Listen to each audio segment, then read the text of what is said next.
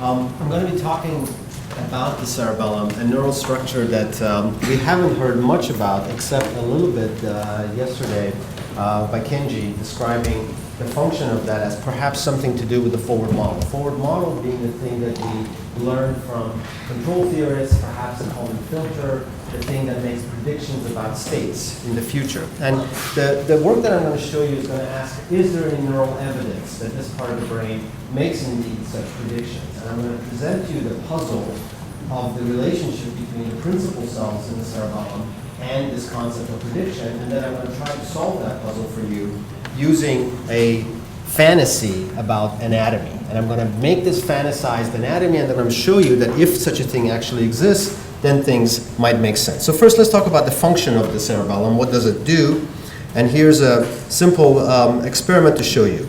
So what we have here is we have a subject that's holding a book, and he's watching another person. That person is going to pick up the book.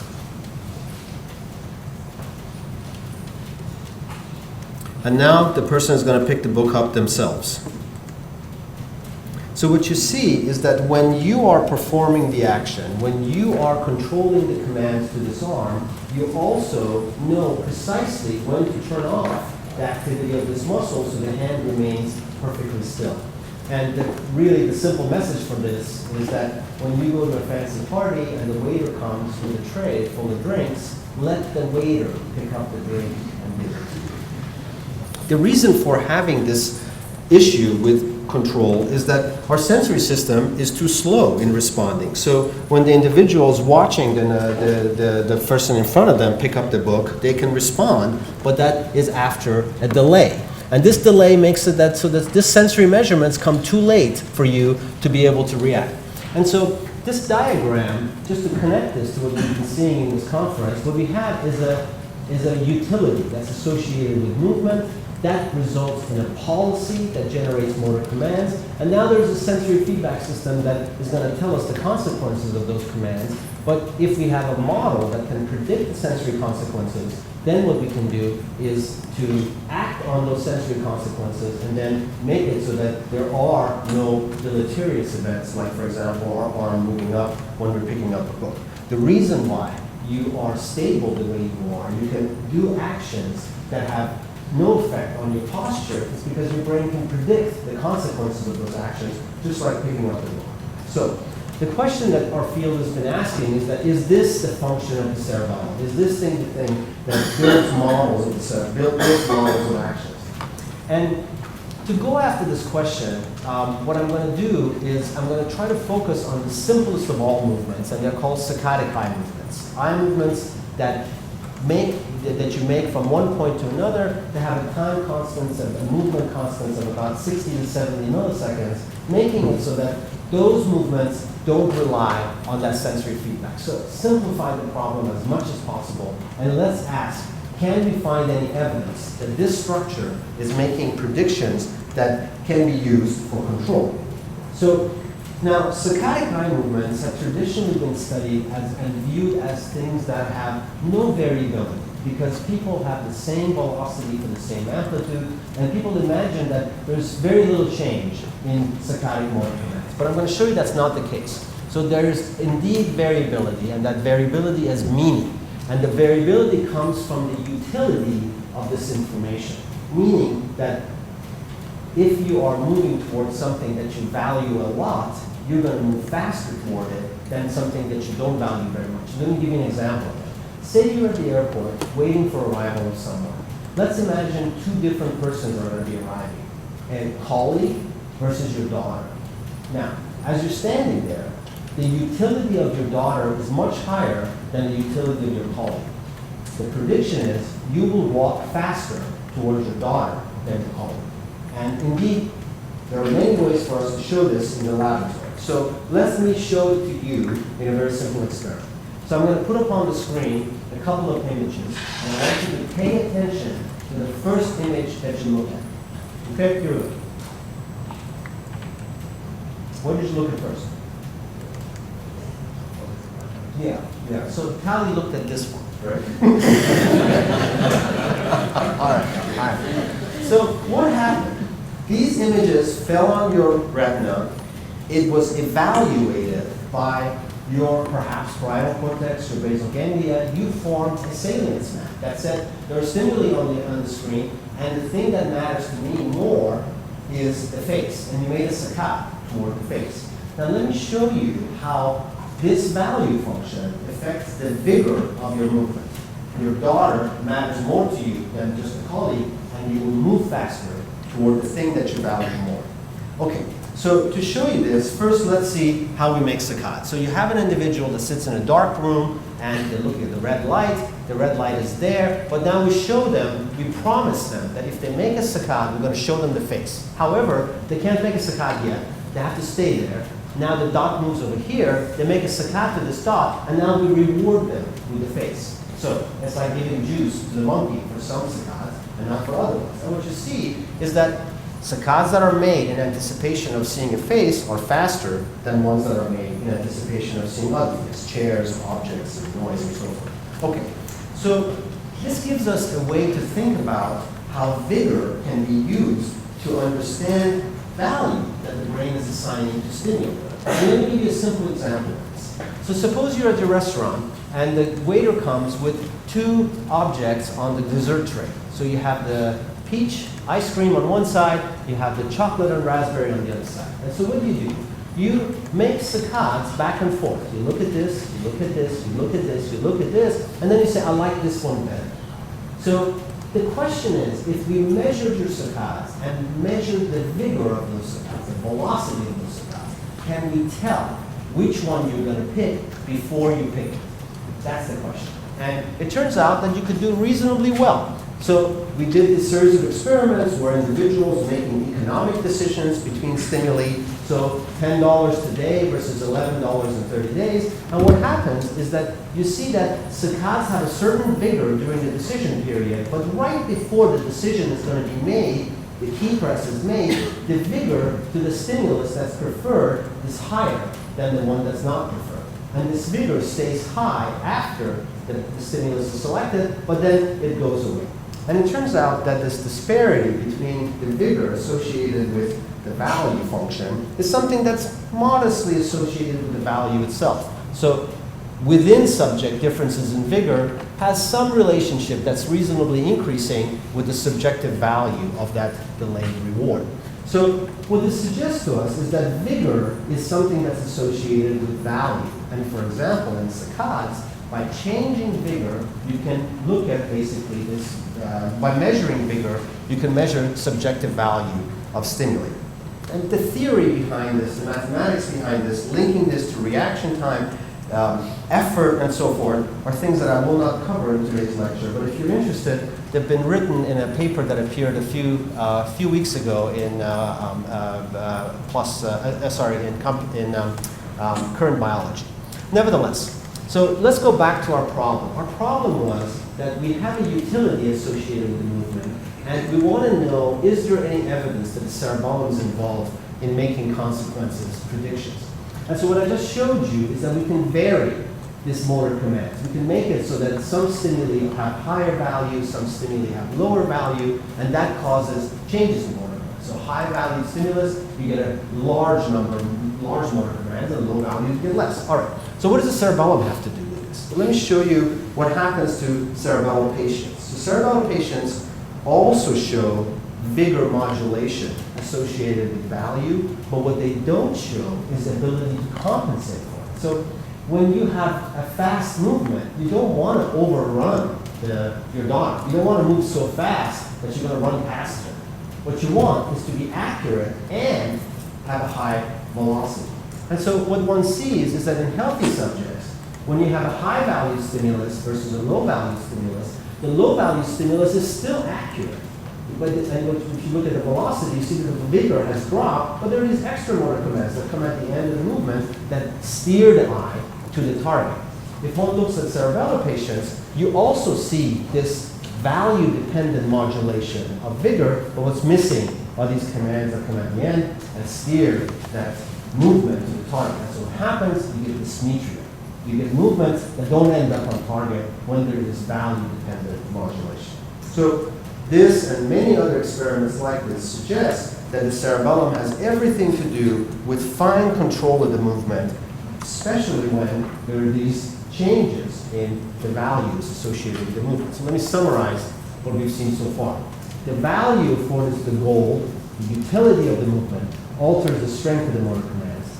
Saccades are, and other movements, reaching movements, walking, are faster to more valuable stimuli. Stimuli that act as these changes in value act as a source of variability. And in healthy people, you still arrive on target. In these patients, you have this inability to compensate. And perhaps the cerebellum is involved in predicting the state of the eye during the saccade, listening to those motor commands, steering the eye to the target. Okay, that's the end of the psychophysics that I want to show you. And I now want to go to the cerebellum and now show you what happens in the cerebellum, show you the puzzle associated with making predictions in the cerebellum, and try to ask them, how does one make sense of that data? And to get us there, I need to tell you a little bit about the anatomy of the circuitry that we're going to be talking about, introduce you to what is a saccade and how is it generated. So suppose you are fixating this dot up here, and at some point I'm going to flash a face over here. Let me show you schematically what happens in your brain before that movement is made.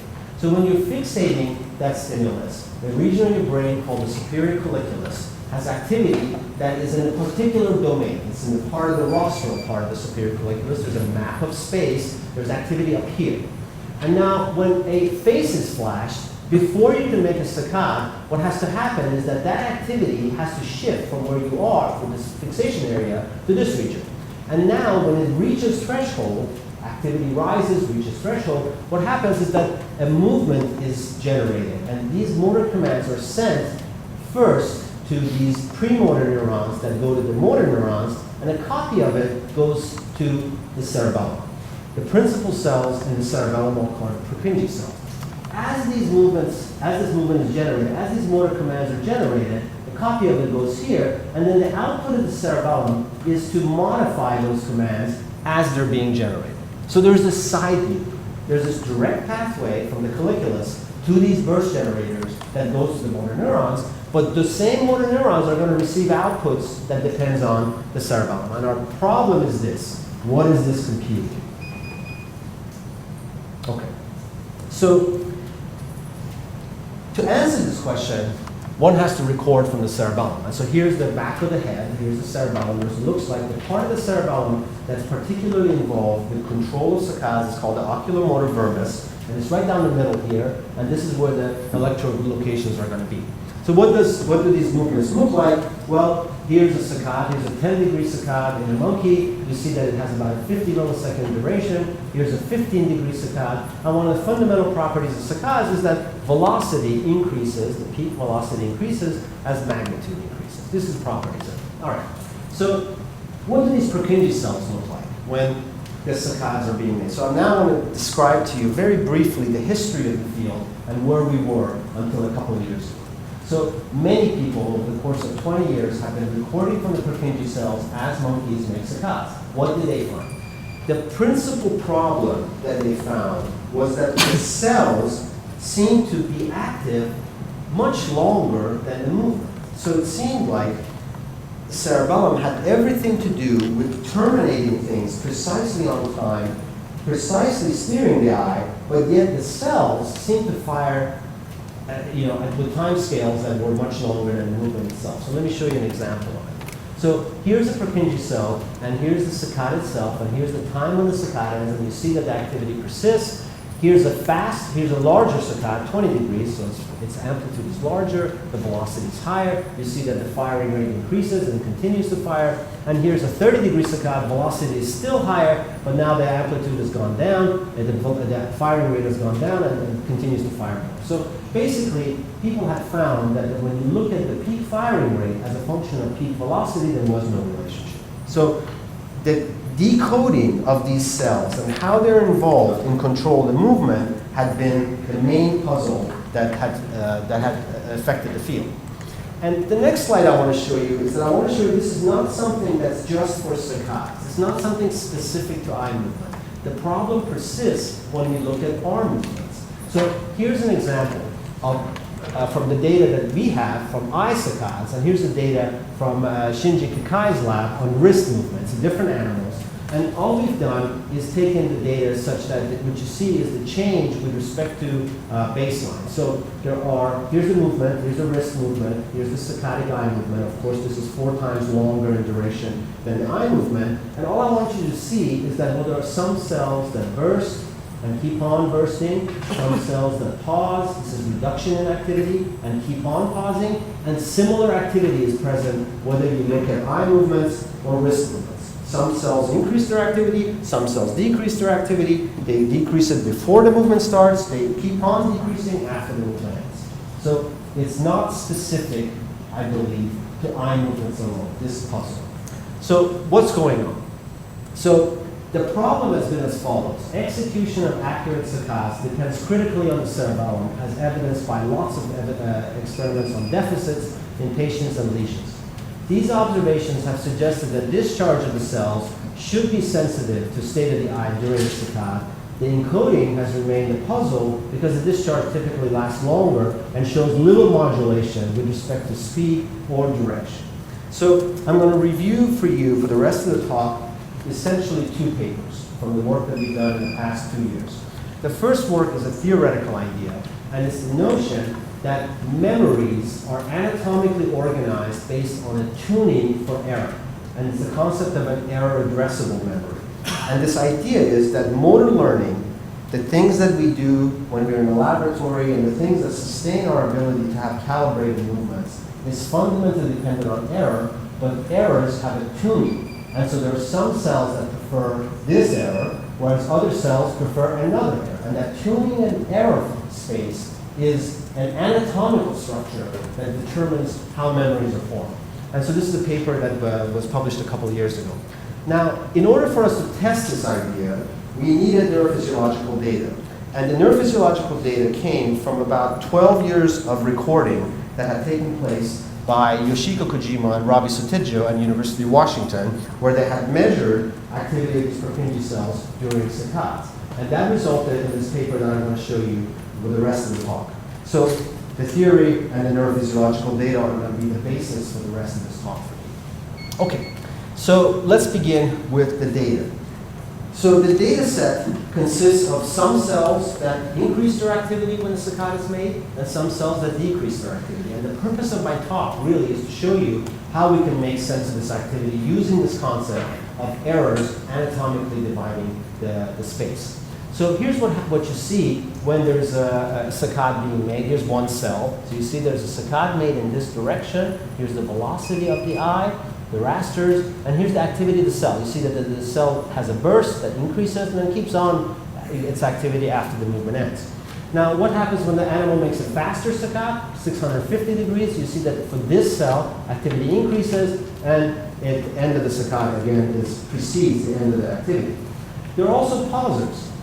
So here's the same monkey making a saccade in this direction. We see that this cell had a baseline activity of about 100 hertz. It decreases its activity, but then it doesn't basically stop decreasing its activity when the movement ends. And another example of this here, of course, it can't decrease it any further than what it had because it basically stopped firing. So some pausers and some bursters in the data. It turned out that the population was roughly the same, in the saying that about half of the cells sort of look like this, half like this, but of course there were also in between cells that sometimes pause and sometimes burst. You can roughly divide this into 2 groups. All right, so the first thing that we did is we went to the anatomy and we said, well, what's happening in these Purkinje? So what do we know about the anatomy of the cerebellum? Well, what anatomy tells us is that there's a 50-to-1 projection between the Purkinje cells and the nucleus cell, meaning that there is a population code that's being computed. So this cell and this cell by themselves may be doing whatever, but the output cell in the cerebellar output, which is called the vestigial nucleus, it doesn't really get just one input, it gets 50 cells that converge on it. So the population code is the central theme of the rest of the talk. Essentially, you have to put together these cells and measure what they're doing together. Now, population code, of course, is nothing new. Georgiopoulos introduced it, and perhaps other people before him, to think about activity in the motor cortex. So that by itself is not really that new of an idea. But what I want to show you is that something interesting happens when you add up the spikes that are being generated by these cells. So what we're going to do is that we're going to pick at random 50 cells from the population, and then just count the spikes that are generated and each millisecond of time in the output. So we're going to count the total number of spikes generated by population in each millisecond of time. So here's a saccade that the monkey is making, and if you just simply count the number of spikes that are generated, you see something that was quite interesting. The total number of spikes, so the y-axis, it says rate of spikes generated by a random population of 50 cells, and it's spikes per second, so you have 2,500 spikes per second that are being generated. It increases and then it decreases, and it seems to lead the movement itself. And here's what happens when the monkey makes a faster saccade. You see that the total number of spikes seems to increase. So there's something interesting happening at the population level that we did not see, at least at the first glance, we did not see at the single cell level. So this encouraged us that the population level analysis may be a reasonable way to go. So it seemed like what this, by the way, Purkinje cells are inhibitory neurons. It looked like this sum of inhibition at the output nucleus seemed to predict something about the future movement of the output. All right. So the main idea was the coding of the kinematics was not in the firing of individual cells, but in the population. All right.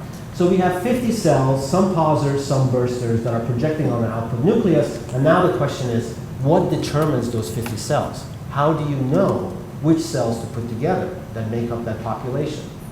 And this is now where the fantasy begins. I don't know if this is true or not, but what I'm going to show you is that if this fantasy is true, then the data makes sense. So the fantasy is this, that there is a place in your nervous system called the inferior olive, and its job is to code error. And the idea is that all of these cells that go together, that 50 that make up the population, there's something unique about them. They all like the same error. So let's see if this makes sense. The hypothesis is that the Purkinje cells are projecting to an output neuron are not selected randomly, but share a common input from the inferior olive, a common error. So first I will show you that if we make this hypothesis and analyze the data based on this hypothesis, an interesting coding emerges. And second, I want to step back and say, okay, if this is how this system is organized, what does it say about the problem of learning and memory? So how can you tell that a Purkinje cell, this cell and that cell, have some similar input from this inferior olive? Because isn't a spike just another spike? No. It turns out Purkinje cells have something special about them. They get two kinds of inputs. They get inputs which are that efference copy that comes to them. This gives you what's called a simple spike. But then they get another input, and this is where that error comes from. And this gives you a different shape of a spike. It's called a complex spike. So this is something unique, perhaps, about the cerebellum, in that you can tell when an input is coming from here, because it gives you a simple spike, versus an input that's coming from here, which is giving you something else. It's called a complex spike. So these inputs have a frequency of 50 to 100 to 150 hertz. These inputs have 1/2 a hertz input. So you can detect when an error occurs and you get an input, and you can detect when other inputs come to the Purkinje cell. So the hypothesis is that the P cells that go together to project to the nucleus, they have something in common, and that in commonness is here, not here. Okay? So you will see that the predictions that the cell system is making are decoded based on these spikes, but the organization into a population comes about by looking at the complex spikes. Simple spikes, making predictions about state, organize them based on the preference for error, which are the complex spikes. Okay, so here's the idea. The Purkinje cells that connect to an output nucleus neuron are not selected randomly in that population called the microcluster, but by the complex spike properties. So how can you tell? That's the case. So these are just not just random, but they like something, and that is an error. They like an error when it occurs in a particular direction, and perhaps magnitude. So all you're going to see today is preferred direction of error. You don't have enough data to see if there's a preference for magnitude of that vector, only its direction. So complex spike is going to be written here as CS, complex spike. Simple spike is going to be written as SS, simple spike. Okay, so how do we detect the preference for error? Well, what the monkey does is that he makes a saccade. So here's a saccade that's taking place, and now you have to impose an error. So we move the target. So the eye ends here, but now the target is here. This is the error. The error is detected. You get neural activity on the retina, then the superior colliculus, and then 50 to 150 milliseconds later, you get complex spikes. So each of these gray dots is a simple spike. Each of these red guys is a complex spike. So when the error is in this direction, for this Purkinje cells, there's a reasonable number of complex spikes. This is the time when the saccade ends, 50 milliseconds, 150 milliseconds, and later.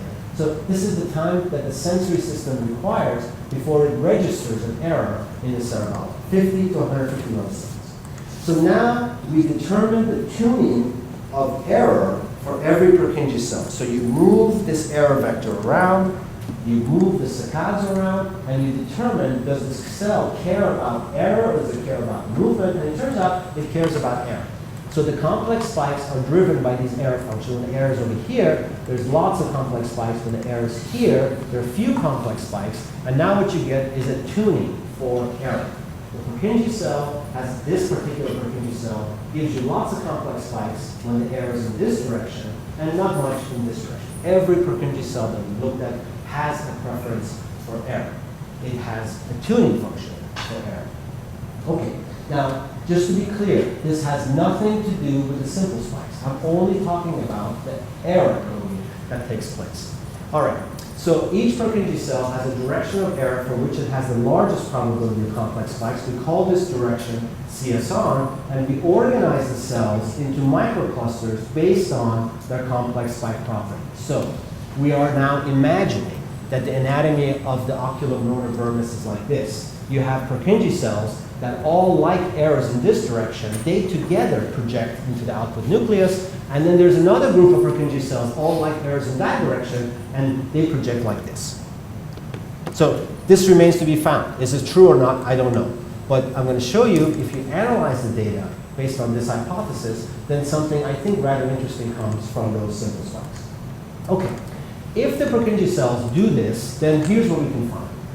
So what this is saying is that the preference, that preferred direction, is not in the simple spikes, but it's in the complex spikes. And you should organize the data based on the complex spike and then look at the simple spikes. So what does this mean? That means that when the animal makes a movement, you measure it on the screen. You say that here's the XY coordinates of the movement that took place. That by itself is insufficient. What you need to know is what's the relationship between that movement and the preferred error of that cell. And in this case, for these cells, we have a complex spike into the right, and what we're going to look at is when a movement is made to the left. So the left is going to be CS off direction. What do we see? Here's a saccade that's being made, here's the velocity of the eye, and here's the population response of the saccade. And you see there's a beautiful increase and then a decrease, and you increase the saccade speed, and you see that it tracks it actually quite exquisitely. So you can now look at the peak discharge of the population in the direction CS off as a function of the movement velocity. We saw something remarkable. R squared of 0.98, peak change in population response almost precisely predicts the actual velocity of the eye about 20 milliseconds in the future. So there was essentially no variability left in the Purkinje cells to respond. This was particularly interesting because when we looked at same amplitude movements that are sometimes made fast, sometimes made slow because there's reward engaged versus no reward, the Purkinje cells, when they were organized in this way, they precisely predicted the actual velocity that was about to happen regardless of the amplitude of the eye. So it seemed like there was this beautiful coding of velocity. Now, what if we didn't know? What if we had not measured the complex spike and the response to these errors, and simply all we had were the simple spikes, and analyze the data as is traditionally done, find the preferred direction, form a population, and then look at the activity of the simple spikes. So this is simple spikes now, all that we have. So now what you see is that here's a 400 degree per second, this is the population response to the cells, here's a 500 degree, here's a 600 degree, and you see there's no relationship between the discharge of the population when we only have the simple spikes and the movement that took place. So perhaps there's something interesting about dividing up the cerebellum based on the preference for error. So this was speed. Now I want to show you direction. And I want to show you how an important type of encoding called the gain field coding emerges in the cerebellum if we divide up the cells based on what I showed you. So an animal can make a saccade in the direction CS on, and it can make a saccade in direction CS off, and 90 degrees with respect to it, or whatever. So what happens when the direction of the saccade changes? So here's the saccade being made in direction CS off. You see the neural activity. Here's the direction when here's the saccade when it's made in direction CS on. You see the neural activity. You see that in both cases you have a velocity tuning, but you have a gain that's been affected. So I'm going to show you that in the cerebellum, if you analyze the data this way, you have a gain field encoding, meaning direction multiplicatively modulates an encoding of speed. So let's see what that looks like. So here's our hypothesis again, and here's a response that's present in the population of cells as a function of direction. So when the saccade is made in direction CS on, x-axis is time, y-axis is direction of the saccade. When the saccade is made in this direction, you see that the activity increases, then decreases, it goes back to baseline. When it's made in CS off, it increases a lot more, and then it falls. And what you in between, you have this cosine tuning. So in both cases, peak change in population response tracks the actual speed, but you have a gain that's higher in CS off versus CS on. So you have a simple equation now to describe the population activity of the Purkinje cells in response to a saccade. So the simple spike generated by the population is related to the speed in two-dimensional space, and that is modulated by a Gaussian that has a preferred direction, where the preferred direction is preference for error, and it's with respect to the saccade direction. So this is the gain field encoding, and that's the reason why it's important, is because this kind of encoding is also found in the posterior parietal cortex and possibly in the motor cortex, this multiplicative interaction between these variables. All right, so let me summarize. Firing rates of individual Purkinje cells in the vermis shows little modulation with amplitude or direction. How can these cells participate in control of the movement? What we did here was that we imagined there's a particular anatomy. The Purkinje cells aren't put together randomly, but they're put together based on their preference for error. When we did that, what we saw was this real-time encoding of the eye and a direction encoding that acted as a gain field. All right. Let me now ask, what are the implications of this? Error is related to formation of memory. Errors change the Purkinje cell response, and now you get a memory. So why should there be such a relationship, such an anatomical formulation? Let me give you an example. So suppose you give a perturbation, and the person has to learn to compensate for this perturbation. So we call this perturbation A. They have to learn to compensate for this, and now you're going to so-called wash it out, remove this perturbation, and then you're going to have them relearn this perturbation. And the classic finding in so much of neuroscience, psychology, is that when you learn an association, and now you remove that association, relearning is faster. It's called savings. So here's what happens. It's better the next time. So somehow, this did not erase this. So how could this be? So the theory that I've just presented to you suggests the following. When you were learning this, you had these errors. There was a group of Purkinje cells that preferred those errors. But when you remove that perturbation, the errors reverse direction. These errors are in the off direction of these Purkinje cells. They don't engage those Purkinje cells. They engage another group of Purkinje cells. So when you learn something and you try to remove that memory, you're learning two separate things. One that prefers these errors, second that prefer those errors. So washout cannot erase the memory because there is tuning for errors by individual cells. That's the hypothesis. So the prediction is savings occurs. When you go back to relearn here, well, this did not erase this. These things are still adapted. Doesn't produce, savings comes about because washout doesn't remove that memory because errors are in two separate directions. A simple way to test this is something called meta-learning. So in meta-learning, what happens is that teach the opposite perturbation and then test them in the perturbation that you're interested in. It turns out when people learn this, they're also better at this. Well, how could that be? How could they have learned that better? Well, the theory says the reason for that is because when you were trying to wash out this perturbation, you gave them the same errors that they're going to be seeing again with that perturbation. It was something in common with the errors that caused the relearning to be faster, not in the motor commands that they had to generate to form that memory. So the changes that are occurring are error dependent. There's a preference for that error. And the prediction is that metalearning occurs because washout and relearning share a common pattern of errors. And it's in the error space in which the memories are organized. All right. What's wrong with this stuff that I've been telling you? What's the problem with this material that I've been telling you? The number one problem is the data that I've been showing you has come from many monkeys measured one cell at a time. But what I did is that we put it together as if it was all measured simultaneously. So these were single cell recordings over a course of more than a decade, and we analyzed it as if it was a grid of electrodes measuring these things simultaneously. So that needs to be verified. So the first problem is we were looking at single cell data. I analyzed it as if it was put all together simultaneously. The second problem is that the predictions that the theory makes at the biological level are really hard to measure because the Purkinje cells are inhibitory neurons. I'm saying that the sum total of inhibition that's being produced in the output nucleus is a prediction of the future. Well, how are you going to measure sum total of inhibition? It's very difficult. You have to remove the excitation and then look what's remaining. They're called double barrel experiments, and this remains to be done. I don't know if it's possible to do that.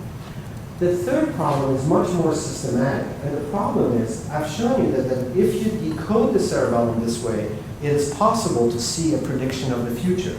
But I haven't told you what the cerebellar output is. So the cerebellar output is not what the Purkinje cells are doing, it's what this nucleus cell is doing. And the nucleus cell is getting both inhibition and excitation. And the problem is, well, sure, you may be able to tell me something about that inhibition, but nobody ever has measured this excitation. I don't know what the output of the cerebellum is and how it relates to the mythical forward model that we've been talking about in so much of computational neuroscience. Maybe this has something to do with prediction, but the sum total, which is the addition of this inhibition with this excitation, that's what the output of the cerebellum is, and we don't know what that is. Okay, let me end. So what I think is as follows. During movement, saccades in particular, there's this transformation of efferent's copy via nocifibers into some predictions of kinematic states. And what we didn't see is that this prediction does not occur at the individual cells, but it seems to be a present, this emerging property of this population. When we put together a population as this microcluster, all of them sharing a preference for error, we saw this gain field encoding. And when an error occurs, if the error is in the preferred direction of the cell, presumably this gain field encoding is changed, and this encoding seems to be present if there's a specific organization of cells. So all of the stuff that I've shown you is based on this fantasy, basically, that there's this anatomy of the cerebellum yet to be discovered, that there is this projection from single cells to many crispy cells, and what they have in common is that they all go to the same nucleus output. And we'll see if that turns out to be true. Thank you for your time.